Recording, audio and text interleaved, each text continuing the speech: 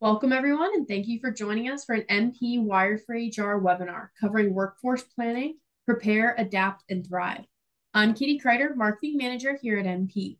For those of you joining us on a webinar for the first time, MP combines cutting-edge, user-friendly HCM software with proactive white glove customer support, recruitment process outsourcing, and HR services that keep business leaders abreast of the latest HR updates and compliance requirements. I'm thrilled to introduce your expert for today's webinar, Melissa Brown. Melissa is an HR partner here at MP, and she has over 2 decades of experience in the HR space. She has a master's degree in HR from Cornell Industrial Labor Relations School, and she has experience from startups to large employers and has a passion for helping employers navigate change. So just a few housekeeping issues before we get started here today. If you would like to submit a question during the program, please use the Q&A feature at the bottom of the screen. And we will be sending out the recording and this presentation to you later this afternoon. So with all of that, thank you everyone for coming, and I'm going to hand it over to Melissa. Great. Thank you, Katie, for such a great introduction. Excuse me. So good afternoon, everybody. Thank you so much for joining us on our webinar today on workforce planning. As Katie said, my name is Melissa. I am a senior HR partner here at MPHR. And today we're going to discuss how workforce planning helps organizations prepare, adapt, and thrive. So quick story, right? How many of you have had a manager or a CEO or a business owner, or you are an HR person, you're the CFO, and all of a sudden the strategy has changed, right? With a short time frame, all of a sudden a new division is going to be started, a new product is going to be launched, there's a new service offering coming, and everybody kind of panics and says, what now? What does that mean for us, right? And today I really want to give you some high-level tools and some overview of really what will help equip not only just large businesses. So workforce planning is not just strategic for large businesses. We're going to today equip small and mid-sized business owners as well with practical knowledge and steps so that you feel more prepared when those initiatives come to you.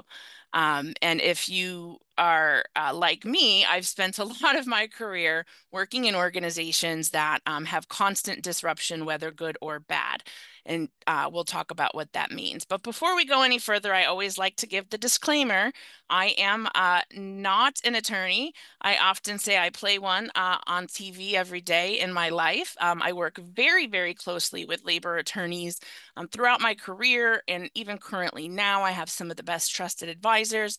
But I just want to note this training is intended today for educational purposes and should not be considered legal advice. So now that we have the disclaimer out of the way, we do have a full agenda today. We're going to talk about how we define workforce planning, why it matters for you and for the organizations that you work for, the steps that are involved. I'm going to give you a few tools. We're going to talk about metrics. I'm going to touch on compensation planning, and really important, how HR and finance teams can collaborate for better outcomes. So we got a lot to talk about, but again, today I really just want to give you some tools, some resources to get you to either start, even if very small, after this webinar today on understanding the importance of workforce planning and giving you some actions that you can take with you. So why does workforce planning matter? Why do we care? What does it mean? Well, when we look at the research, we can see that if you are a leader, an owner, or really anybody at the company should care that up to, according to SHRM, the Society for Human Resource Management, 1/3 of new hires are leaving their job within the first 6 months. So why do we care about that statistic? So for those of you that keep a keen eye on finances, right, the cost to hire and onboard employees can vary. It's extremely expensive depending on your small business, big business, but we know on average it's about $4,500 to onboard, fully train and develop an employee. So after 6 months, when that person is leaving, that kind of hits us a little bit hard. And if you times that past or times multiple people leaving the workforce in that time frame, that causes a lot of disruption to the operation, costs the company a lot of money. That really is unnecessary cost that we can try to mitigate if we did some workforce planning. A survey by Deloitte stated that 70% of companies reported experiencing significant disruption due to workforce shortages. And we know we all saw this come to light during the COVID-19 pandemic, which many of us, businesses across the United States, are still recovering from. So again, place yourself a couple years ago when we got the call that the workforce had to suddenly go remote.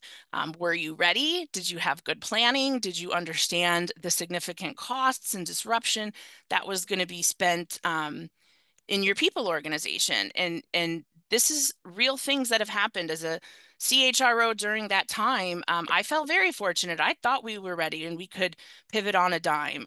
In an 1,800 person company, we did a pretty good job, but I did learn a lot of lessons. So it has really drives my passion for organizations and for people to be successful, because I don't want people spending and losing their money. And if you look at the statistics, it can be anywhere between 50 to 75% of your employee salary when somebody turns over. And that's looking at not just the cost to hire, but what did you do to train? Now we have to replace them. What happened in the operation? And small businesses can lose up to 20% of their annual revenue just from productivity dropping. So we have to care. And studies are out that show effective workforce planning, without it, really can cost up to 30% of your productivity to be lost.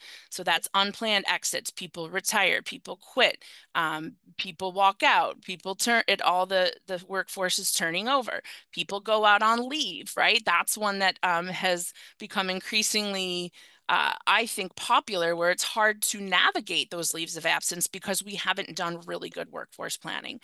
And this drop in productivity can translate up to 15% in loss of revenue. And that's overall any company, not just small businesses. So that's the average across the United States when you look at the disruption. And so for some businesses, 15% of their annual revenue is a lot. And workforce disruption really is affecting operational stability. So it could lead to missed business opportunities, delays in product launches and services, add strain to other members of the workforce, really detrimental to morale. So not only costing us a lot of money, it also really causes a lot of strain and stress on your workforce. So when we look at the research, we know that good workforce planning can not only mitigate those risks of productivity loss, but if we really do some predictive analysis and we look at certain things, which we'll talk about today, it's really helping to plan and save money when it comes to recruiting budgets. And you see the statistic that CFOs identify 68% of the struggles and risks to their organizations are workforce shortages. So it's really important, no matter what your role at the company, as you listen to this today. Again, you could be a business owner, you could be a CFO, you could be an HR person, you could just be an employee generally interested in what all this means. But knowing the cost and the value of what this type of disruption in planning can do to hurt or grow your organization will help you make much better informed decisions. So again, why does workforce planning matter? It's number one, retention. We want to be able to have good planning and good tools that help retain our employees. Workforce planning comes into place for scaling, whether the business needs to grow up or go down. For productivity, either loss or gain, sometimes looking at things like workload and where productivity is slowing, and doing some examination of how we can better support the people and kind of unstick that productivity. Alignment and ROI is super important. We want our workforce to be aligned with the goals and strategies that the organization is trying to develop. And we really want to make sure that people are prepared, both with hiring, when you're reskilling, when you're reallocating resources. I mean, it's really important for us to be able to show that ROI and to prepare the workforce to be aligned with what the company wants to do from a strategic level. And lastly, as we talked about, risk mitigation. You know, the hardest thing you can do, right, is have to look and examine at why your staff is turning over, or there's big revenue loss because a project didn't hit the ground. Everything really can be tied back to the HR function and why workforce planning really is important. So let's talk about what workforce planning is. So as defined, workforce planning is the bridge that connects your business goals to the people who will help you achieve them. So when you look at this in simpler terms, it's really about ensuring you have the right people with the right skills in the right roles. So to look at it another way, workforce planning is really the 5 Rs. It's the process of ensuring our organization has the right people with the right skills in the right roles at the right time in order for that business to meet current and future goals. So again, it is a process that can happen daily, it can happen monthly, it can happen unexpectedly. So I always recommend making sure that we are constantly having an evaluation process, paying attention to certain things, and being able to really review key data and dashboards on a regular basis, because these are questions, especially for all of my HR colleagues out there, that I can guarantee that your management team and your CFO and your CEOs are going to want to know the answer to. So it's really, really important for us to be equipped with how do we do this and where do we start? So when we look at the steps in workforce planning, the very, very first thing we're talking about is strategic alignment. So what does that mean? You have to understand your company's short-term and long-term goals. So you come to work every day, but part of your job in HR or in management, in generally, right, is to know and understand what the company is working on and be able to communicate that. And part of that also means that we have to look at the roles and the skills. How are we going to reach that goal? So people are our greatest asset at our organizations, and they can also be the biggest deterrent if we don't plan well for them. So it's really important for you to, especially if you are not in the normal operation or in the discussions about strategy, right? For all of my HR friends out there, get a seat at the table. You have to understand where your company is going and how you want to get there. And I would say to all of you who are at the lead, it is really important to be transparent to your workforce. The more they know about the direction your company is going and some of the things you're looking at, both strategically and as a result of something major like COVID, right? Communication in alignment with the leadership and the goals at the top is the first step. If you don't understand that piece, you will not be very successful getting good workforce planning and making good informed decisions. So you have to start with understanding that strategic path of your company and making sure that you're aligned. So ask good questions, make sure that you're having regular meetings with the management team, with people that are driving that, so that you really can support that function. The next step is really doing an analysis of your workforce. And again, this is a very important step that I always recommend doing, not just when needed. Regular analysis of your workforce, so looking at things on a quarterly basis, or maybe you have monthly scorecards or things like that, really will give you a pulse and a view on what is happening in your workforce, and hopefully become very proactive and prevent some of this stuff from happening too. So what do you do in a workforce analysis? You look at your workforce. What's the skills? What's the capabilities? You have to look for some gaps, and really having that inventoried and documented so you know what competencies and skills that your organization can bring, and you can start doing that by department. You can do it by one team. You can do it by the whole company, but really getting an understanding of where your organization stands from a competency and skills standpoint is really, really important in workforce planning. So in other words, know your people, right? Where do you have gaps? Where could there be opportunities for upskilling? Things like that. So the next step is really, what do we have to forecast for the workforce needs? So we've looked at our workforce. We kind of have a good picture of, pay and what they're doing and where the skills gaps or the skills are. Well, now we have to think about what we need for the future, right? So if it's a merger or an acquisition, or you have to do a reduction, or you're adding a new program, whatever it might be, the process has to start with knowing, again, that inventory, and then being able to focus what the workforce is going to need in the future. So for example, my past life, we started businesses that were not related to the parent company business. So we knew in our planning, in order to be able to be successful in the healthcare industry, for example, we needed to get a better handle on what the healthcare landscape looked like. We found, there's a nursing shortage. What do we need in order to be able to provide good care management? And we put together a forecast of skills, competencies, and data based around the positions that we think we would need. And then we're able to really be prepared to go back and map that to our current workforce. So I'm going to talk about this in a little bit and show you some tools, but it's really important, again, not only to know the baseline of where your workforce is, but forecasting where you have those gaps and what the needs are going to be depending on, what it is that you're moving toward. Identifying those gaps are super, super important, and we have to write them down. We have to map them back to what our current workforce looks like, and then we develop an action plan. So it might be things like a training and development plan. It might be we have to divide up a department. We might need to create new positions.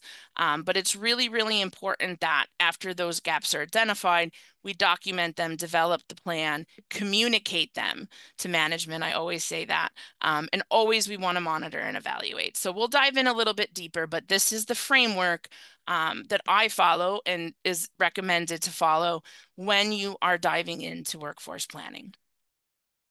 So let's talk real briefly about understanding business goals and strategy.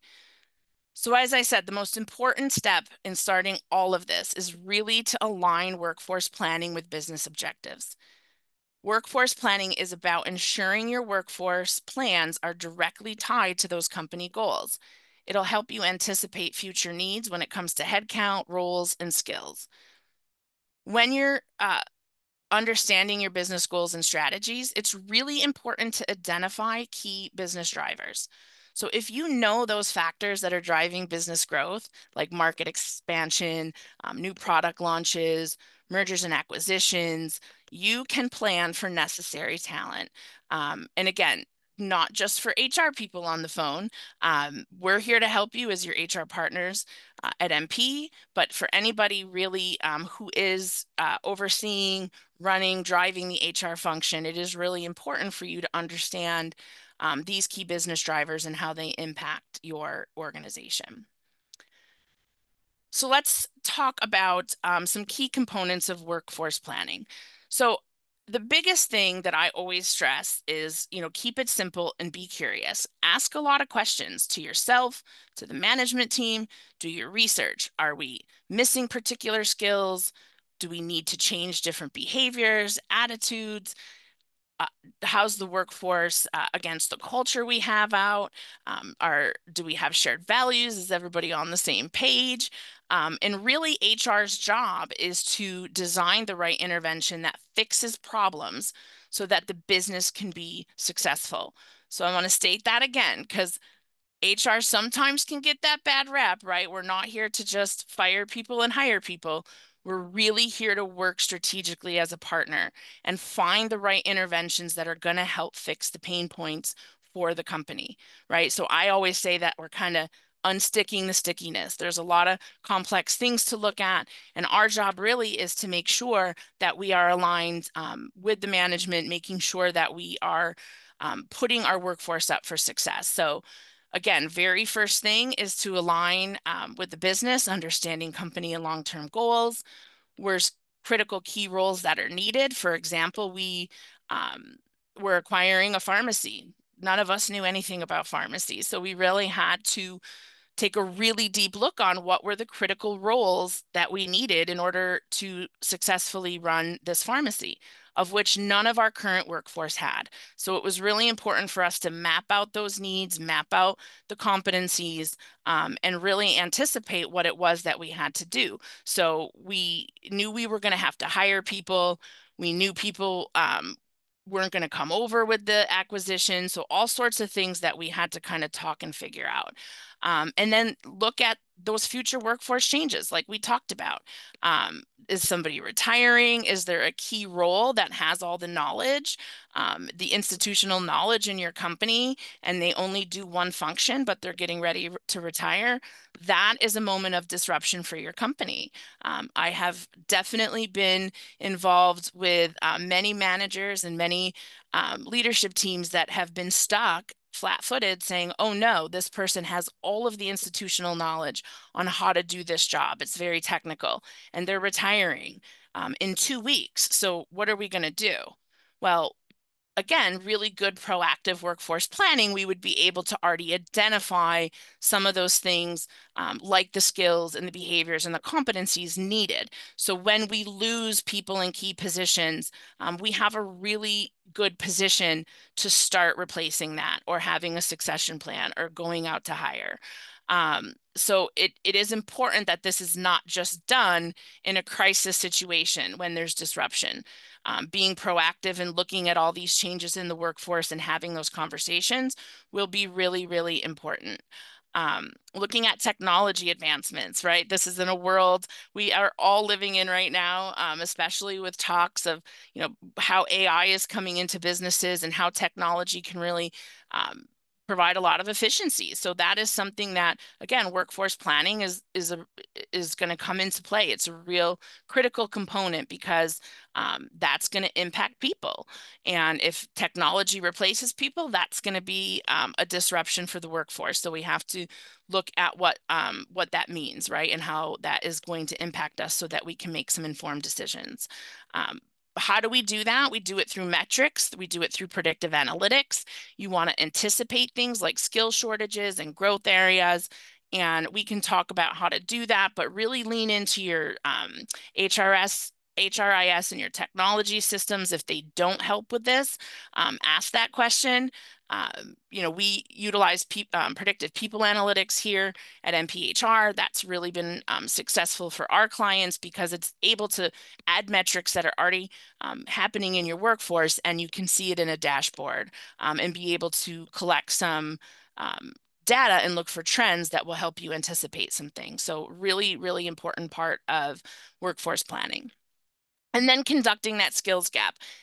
It is a long process, but it's important. You have to assess where your workforce skills and capabilities are, identify those gaps between, current and what is needed, and you develop plans to bridge that gap. So we talked about that's development plans, what people need, maybe recruiting new talent, maybe training, being able to be prepared for that so that we can put some proper interventions in place to help people on our team or people that we're acquiring into the company be on the same page and aligned with our goals.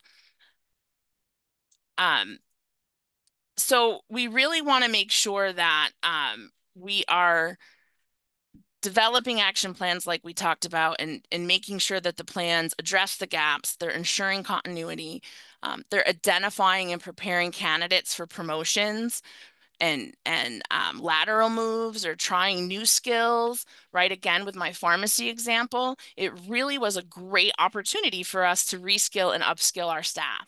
So it was able to offer, promotions or maybe areas of the company that people were getting a little burned out on. So they wanted to come over to a different part of the company and try. So we put together action plans and development plans so that we were having that assurance that our staff was going to be ready when they took on these roles. And we monitored them and we evaluated them and changed them as needed in line with the employees. And another thing that has been really successful is mentor programs and cross-training. And that is something I recommend people do right now. So if there are people on your team that have an interest in another part of the business. Start getting them cross-trained now. These things are all valuable to your organization. And in the more cross-training and understanding that we have and broadening our skills of our current workforce, the more sustainability for the organization and the less disruption when changes come. So I always am a big fan in assigning mentors and doing cross-training now before it is something that you have to do. And I just want to talk about incorporating flexibility into the workforce plan. So I can tell you, this might not have been a bullet, but 4 or 5 years ago. And going through a lot of, growth and disruption in a large organization, the one thing I can say is that we can't be so stuck in operating in one way. We have to incorporate flexibility into our workforce plans. So it might mean a hiring mix. Maybe depending on what it is that's happening to the company, its growth, its reduction, we have to understand is the void of the work that has to get done going to still get done by full-time, part-time? Is there a freelance person that can come in? Is it more cost-effective this way? So you have to really think about flexibility in terms of the right mix of talent, again, leveraging technology so you can support remote work, flexible schedules, giving autonomy to people so that they can see their own metrics. Things like that are really going to be important so that people can work smarter, work more flexible, and have some of that stuff built in. If we plan and we get more rigid, especially when people are used to flexibility, again, it's going to have an impact on the successful outcomes of your planning. And as I said, you want to review things and adjust because the market changes, there's shifts in business strategy, and we know technology certainly changes. So we can't be real stale in our plans and then just set it and forget it, right? We have to look at the plans. We have to look at them regularly with our staff, with the employees impacted, with the leadership team, and be able to be agile enough to adapt them. And that is an important piece of workforce planning. Having the agility to change and accept change, and then being ready to know what to do is super important. And that flexibility into your plans will help. And then you have to implement those plans. And the biggest miss that I think I have seen in my career is the lack of communication to the stakeholders. The more transparent you can be, the more education you can provide, the more meeting with staff to understand the new roles and responsibilities and timeline, the more successful the outcomes will be. And we are human. People like the why. They want to understand what's behind all of this and what does this mean for me, right? Any employee in your organization is going to want to know what is in it for me? And you want to be able to answer those questions, but even better, work alongside your staff and empower them to be involved in the process, especially, at the management level. We talked about technology. There's a ton of HR analytics software out there. Hopefully the tool that you're using can give you some sort of metric reporting. If not, again, I'll just say, that is a critical part of services that I know we provide here at MP because it's such a critical part of the planning process for our clients. So we really want to be able to leverage technology to streamline hiring, onboarding, performance tracking, being able to pull reports to give you some data and some answers, especially quickly. I will say, I sat at the executive level for a really long time, and I'm guilty of it. We want things very quick.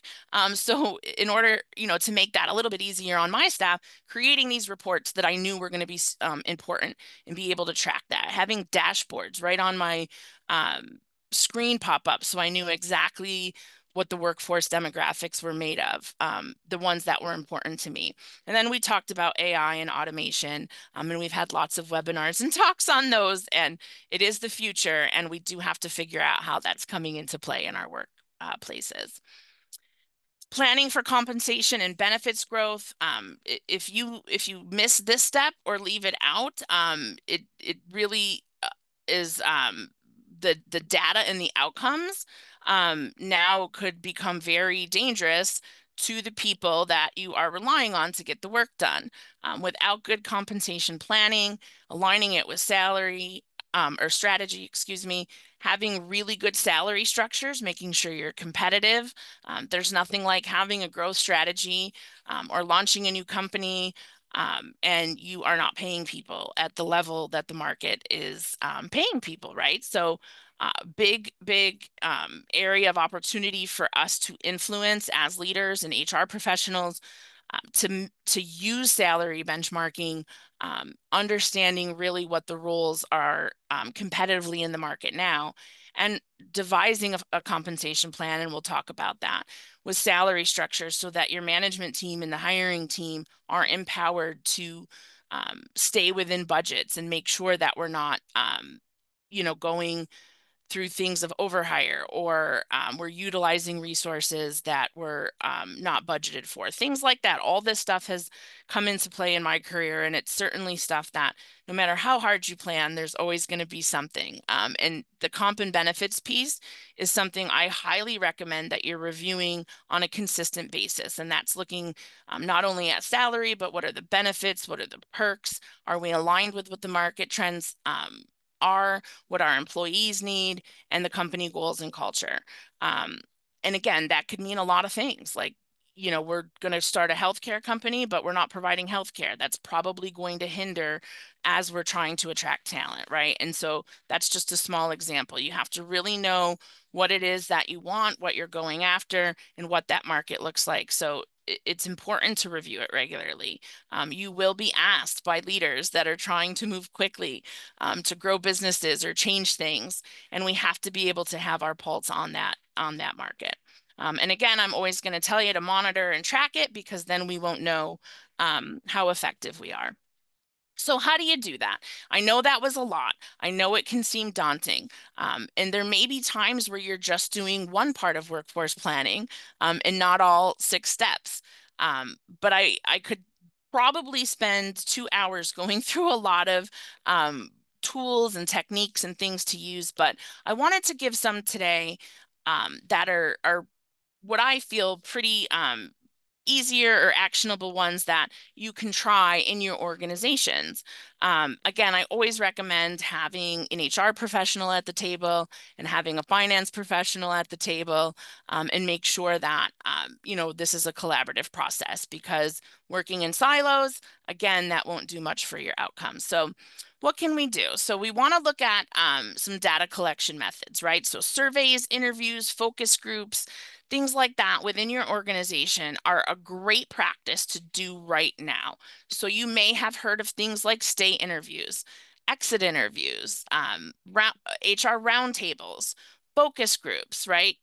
Chats with the leadership team, all sorts of things that we can do inside of our organizations to collect data. So this is a really important miss that people have when they want to have a growth strategy, or they want to understand why productivity is down. I can tell you it's as simple as you have to talk to your workforce. So whether you're doing that through interviews, surveys, focus groups, etc., getting the pulse of your workforce and how they're feeling and their feedback is the fundamental way you're going to understand what's going on.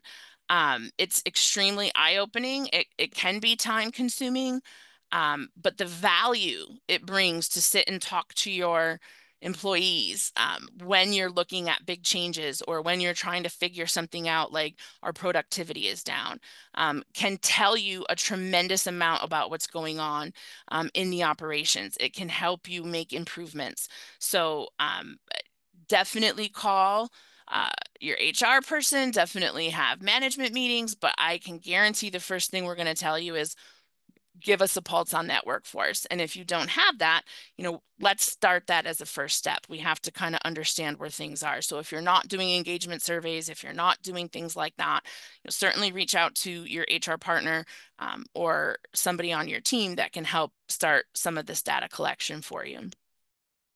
And then we want to do some talent mapping, which I'll talk about. And again, your HRIS system, if you have a system that can do that for you, will be able to take all the data that you're putting into the system and analyze it for you. So you can look at things like turnover rates, absentee rates, the cost to hire, things like that.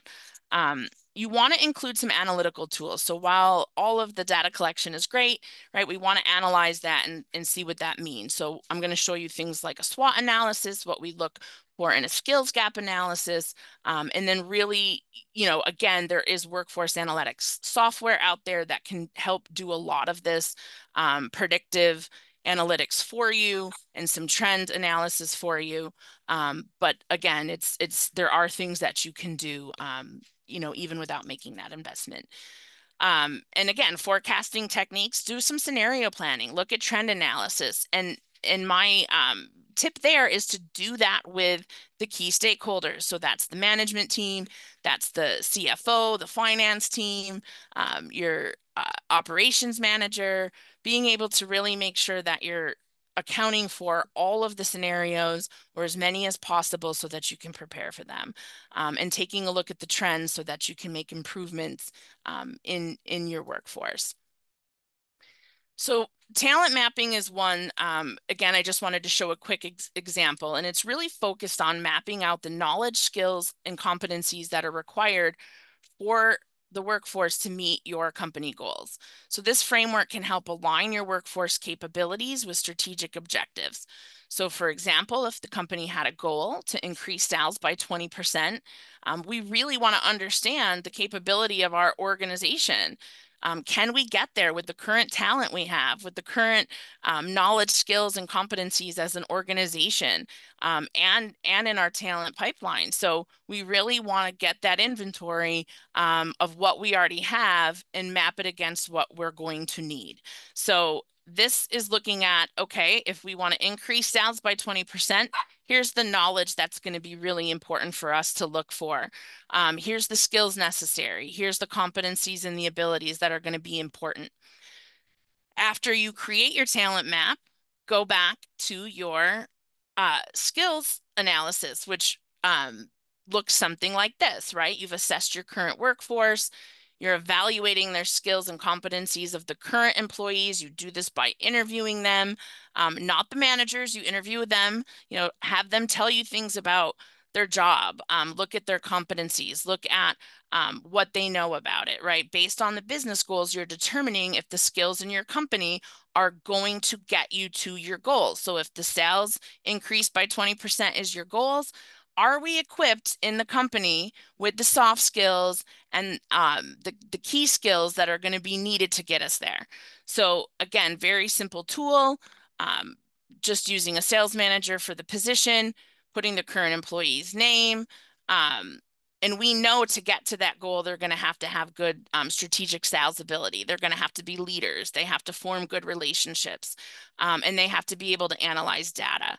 So we know the proficiency level we need. This is really high, right? 5 4s, 5.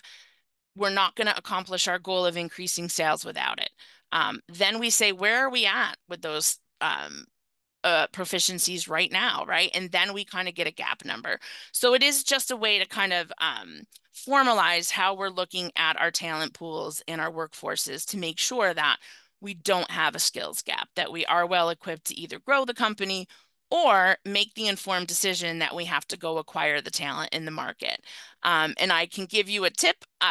It's usually the first question I would ask is a CHRO or the CFO or the COO, right? Can we accomplish this internally? Do we have the right skills before we add to our headcount? And you got to be able to confidently talk through those things, especially if you're looking to add headcount. I can't tell you numerous times, right? It's a best practice in my career. Staff come in, oh, we really need this position. We need this position. And they just want to rec. They want to fill it out. They want to post it tomorrow. That is pretty dangerous to do if you're not doing some sort of analysis before you post that. So if you're proactive about getting those competencies of your workforce down, it will be easier for you to help make those decisions of whether you need to add to headcount. And again, this can be done one time pretty simply, or it can be part of a longer strategic process. Quick example for small business, do we need an operations manager? Do we have the right people in place that can kind of rally the team and help run the day to day? That comes up a lot for small businesses and small to mid-sized businesses when they're starting to grow. This would be a great exercise in workforce planning to understand if you have anybody internally with those competencies. And then the position analysis, much like creating a job description, this is really where you want to study the positions. Do they say what the job description says? Do you have to create a job description? And you really want to go out and observe and interview. That was the two requirements of my team. If you're going to create positions, work with the manager over that operation, and go and observe and interview staff and ask questions, because we want to understand how the work is performed. What's the sphere of influence that person has? Do they collaborate well within the company?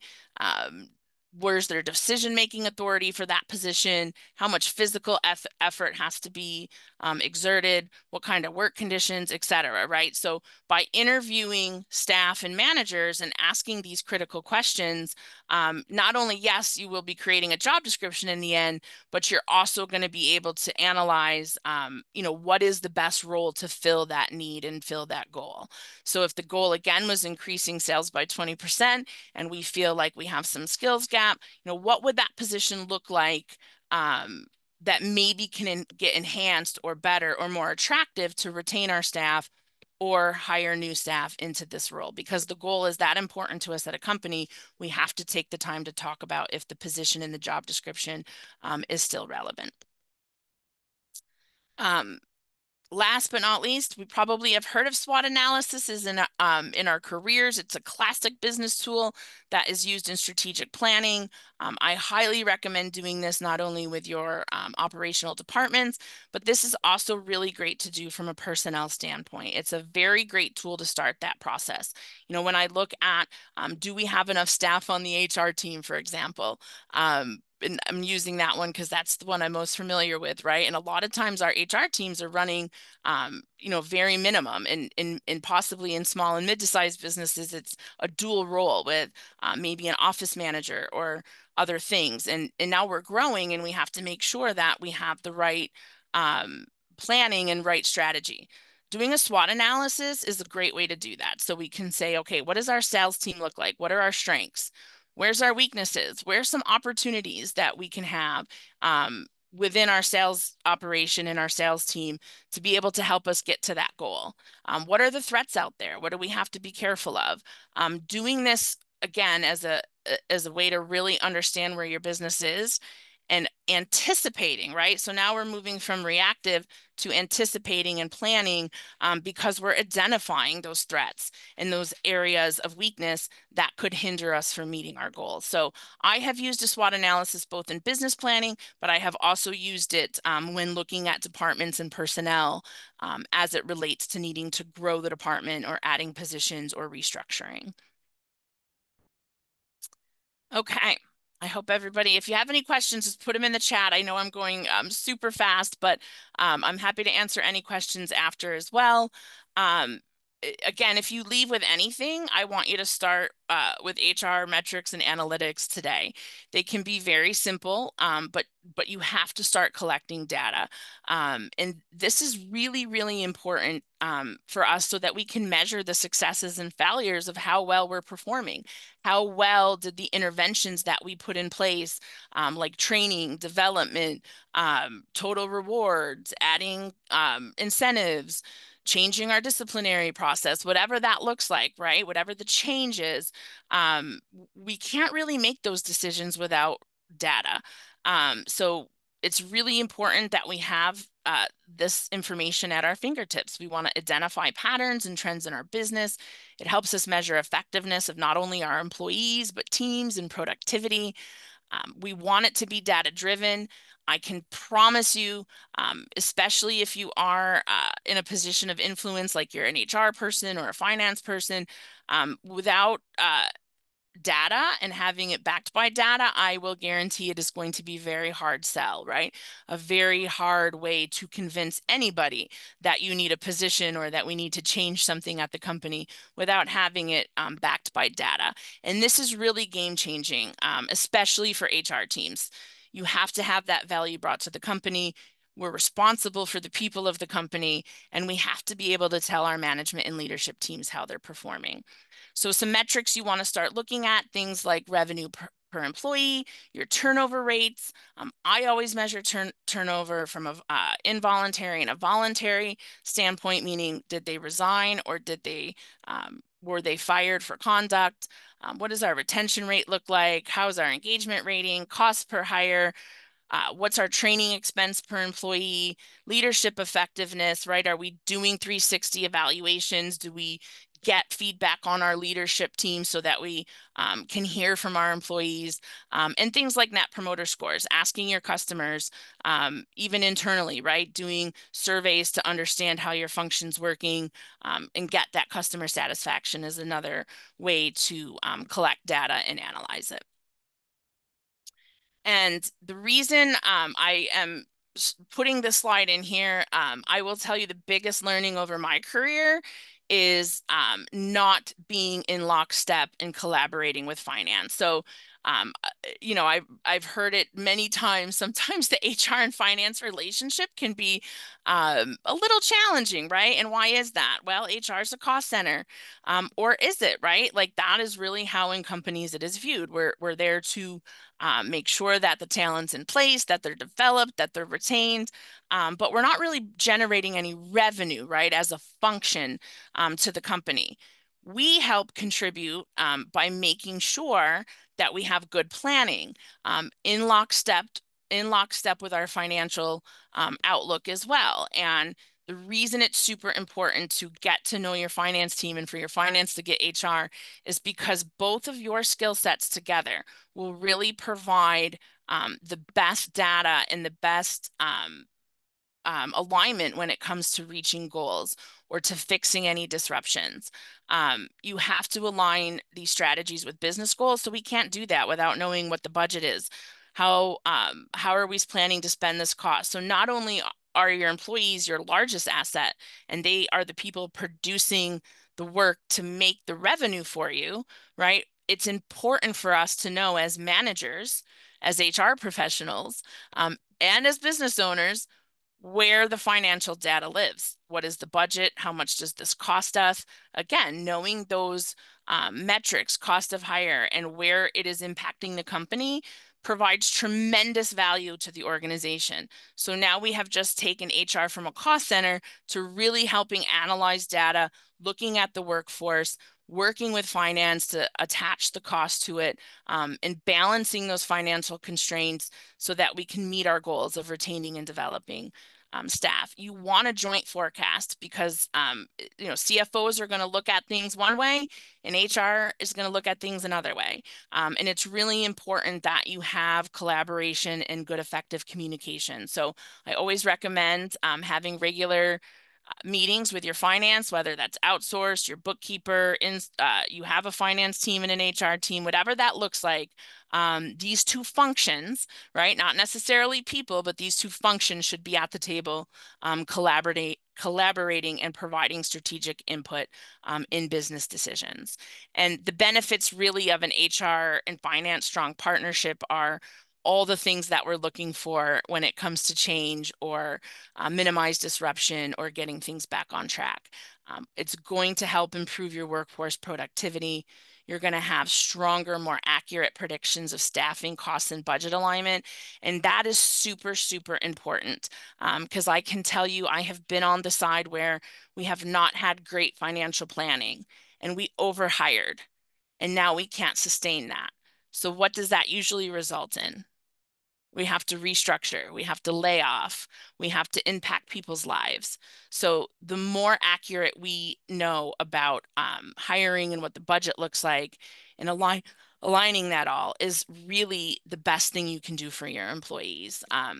if you've never been through a restructure or a layoff due to financial constraints, it is a tough place to be, and it does kill your retention, and it really just causes a lot of disruption that is hard to come back from in your organization. So we want to make sure that we're collaborating so we have good financial investments in our employees, right? Prove that we need things like training programs, wellness programs, good, strong PTO programs, whatever that might look like to retain our employees.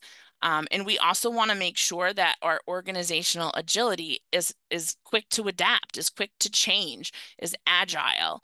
And so if we're used to looking at this and looking at numbers and talking with finance and getting a good financial picture and getting a good workforce profile, you're really positioned best to have that agility in your organization. So with our time left, I'm going to talk quickly about some compensation. Before I get there, um, for some reason, I apologize, the slide is out of order, but I did this presentation and I really wanted to talk about business acumen because I do think that this is a really key part of workforce planning.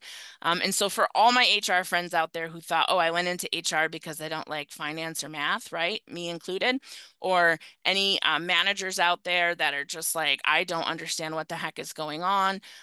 It is your job to enhance and improve your business acumen skills. And what does that mean? It is really knowing critical metrics like revenue. What is your profitability? What are the costs to hire? What are the financial goals? Are you looking at your budget? Do you look at data and program evaluation numbers and know what that means and can translate that into how the workforce is performing? So it's really just knowing your business. It's understanding all the things that go into the business, not just being siloed in your operation, whether that's you're the operations manager, or you're in finance, or you're in HR, or you're in quality. Really understanding how all of the functions intersect and how they support the business really is strengthening your business acumen. So I just recommend, if this is something that you feel you need to get stronger at, start now. Start asking questions, start sitting in on meetings, and really understand how the business operates. So let's talk about compensation planning real quick. So I will give the disclaimer. I'm going to run through these.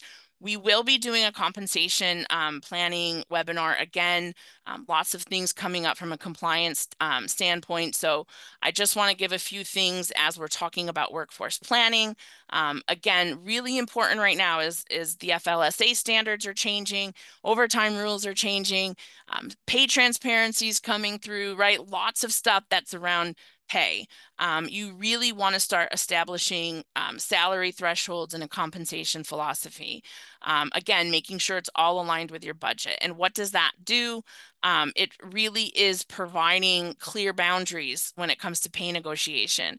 It's minimizing things like overhiring or underpaying employees. It's giving really good signals to what the talent could expect when they come into your organization. So do they know? Is it transparent? Do you have an incentive program? Do you have a bonus program? Do you give wellness dollars? What does that look like? Are you paying in the 75th percentile? Or are you paying minimum? And those things are really important to understand. And again, as we talked about, making sure that it is aligned with your budget. So if these are things that you don't have today, I recommend reaching out to your HR partner, or if you're not with MP, certainly reach out and ask questions about how you could utilize our services, or if this is functions that you have in-house, just start really paying attention to what the compensation data is saying and make sure that you're getting those benchmark reviews for salary thresholds and making sure that you're keeping up with whatever your compensation philosophy says. And if you don't have one, we definitely want to help you create one, because that will just keep clarity across the organization and everybody who has hiring responsibilities. So why do we care about compensation when it comes to workforce planning? Again, it's going to give us really good research and insight on what the market is doing.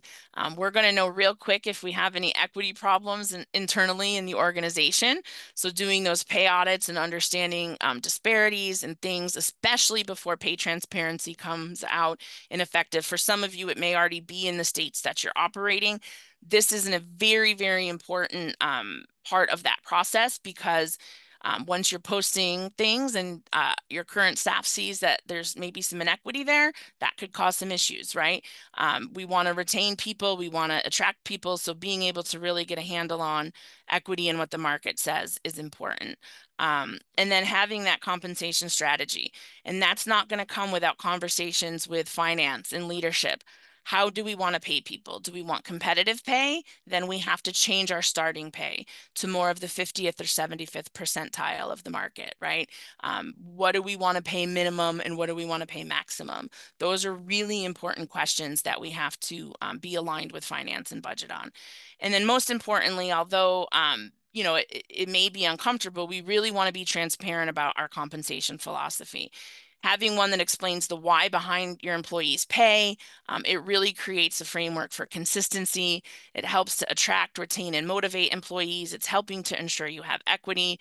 And all of this will align your compensation with any of the organizational goals that you have coming out. So they go hand in hand, they tie together. We can't look at one without the other. And certainly we got to make sure we're compliant. I'm going to run through a quick example. So, you know, here is a tech company. We're going to walk through a quick workplace planning scenario with the time we have left. They're 100 employees. They're seeing rapid growth. They want to expand their services, and they need to scale their workforce to support these new problems. So the first thing that you want to do, right, are the problems. At XYZ Tech, you know, what are the workforce challenges? We got to look for those skills gap. The current employees lack the specialized skills needed for these upcoming projects for the expansion. We're looking at capacity issues. Are our teams already full? What are their workloads look like? Is it impacting their productivity and deadlines? Is work getting done? We have to look at this company's compensation. Is there misalignment? If there's no formal compensation structure at this company or benchmarking hasn't been done, this could lead to inconsistencies in salaries and have difficulties attracting that talent and retaining it. And again, as we've talked about, you don't want to lose your key employees that are driving the business because your competitors are poaching them and giving them better offers, which certainly has been happening and we've been seeing more of since post-COVID. So this tech company really wants to look at all those things and then do a workforce assessment. So we know the company lacks a clear understanding of the current workforce skills and capabilities, leading to overextension and inefficiencies. So it's really going to help or hinder them from growing. So what do we want to do? We want to do that skills gap inventory. We want to look at gaps, look what it is that we need. For example, do we have the right cybersecurity areas of expertise? Do we know about cloud computing, all sorts of things, and map those gaps? And then this company, again, is saying, well, if we're going to grow or we're losing these employees and we have this goal, we have to really know what type of workforce is needed to fulfill this. So you have to do a forecast based on what the needs are, again, the roles that are needed, the training and upskilling that might have to come from your workforce. We know there's a disconnect between the company's current workforce and its goals. Again, when we look at compensation, we want to look at, are we paying competitively? Do we need to do a whole new pay philosophy? Do we have to change something in the benefit structure? All of that should be looked at and analyzed as well so that we can make sure we have the right people. Again, then we're creating our action plan, we're communicating this action plan, and we're coming up with solutions in our action plan. So for this company, we're recommending after all of our planning that we get a hiring plan. We're going to have goals for recruiting, make sure we know the specialized talent. We're going to put together the training programs we need to upskill our employees. And then we're going to adjust compensation because all of our research told us that we're paying in the 25th percentile. And in order to grow this tech company, we really got to move up to the 75th percentile and knowing what that cost is for the company. Again, we want to monitor and review, have a scorecard, have regular meetings, make sure we're tracking the progress on this and looking at our metrics to be able to know how we're doing. And all of this resulted in, after 6 months, the company was able to successfully fill 90% of its open positions. We reduced skills gaps and improved productivity. We were able to reduce, turnover by 20%. We created new competitive compensation packages. We improved our internal skills development with 75% of our employees being upskilled and ready for future projects. And as a result, there were streamlined operations that enabled the company to take on larger, more complex projects in a quicker time. So again, just to recap, because I know that was a lot for an hour, it's really, really important to take into consideration these foundational elements of having workforce planning at the table.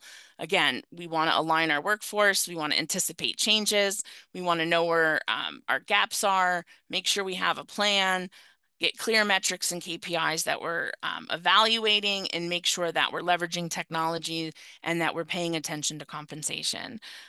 So with that, I have a few minutes. I can look at questions, or if you want to submit questions in the chat, I can make sure that I will review them and we can get back to you on them as well.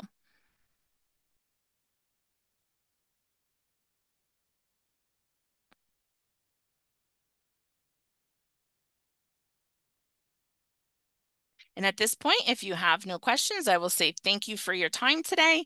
Again, would love the feedback. Reach out to us if we can help you with any of the situations or strategies that are happening in your organizations right now, and we would love to be at the table. And certainly all of the things I described today are part of the HR services that we have here at MPHR. So we're very passionate, and it's a lot of fun to work with all of you on your businesses for this. So reach out if we can help in any way. Thank you. Awesome. Thank you so much, Melissa. We appreciate your time, and it was a great webinar as always. To learn more about the NPHR services or to talk to an HR expert, check out that link that I just dropped into the chat. You can fill out a form and we'll reach out. And then be sure to join us for our upcoming webinar next month, From Hire to High Performer, Mastering Onboarding and Orientation. To register or to see the full calendar of upcoming events and available resources, visit our website and head over to the Resources, Webinar, and Events tab. We will be sending out the recording of today's webinar with the presentation slides this afternoon. Thank you for joining us and have a terrific day.